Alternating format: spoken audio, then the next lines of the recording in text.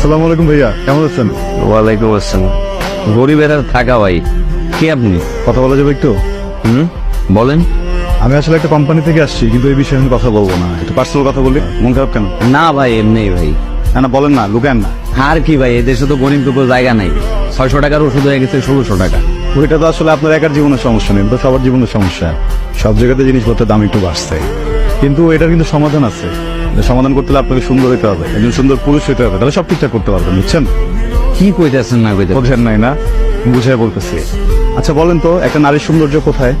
নারী মানুষ শাড়ি পরলে সুন্দর লাগবে। শুধু শাড়ি, টিপ, লিপস্টিক, কানের দুল, হাতে চুড়ি পরলে পৃথিবীর যে কোনো সুন্দর নারী হোক, কুৎসিত নারী হোক, এবার একটু সেজে গুজে গহনা পরে বেরোক, দেখবেন ভাল লাগবে। আপনি একবার তাকাবেন, পুরুষ মানুষের সৌন্দর্য কি এভাবে হয়? যে পুরুষের টাকা যত বেশি সে তত সুন্দর পুরুষ, যেই পুরুষের টাকা যত কম সে তত কুৎসিত পুরুষ। বুঝছেন এবার?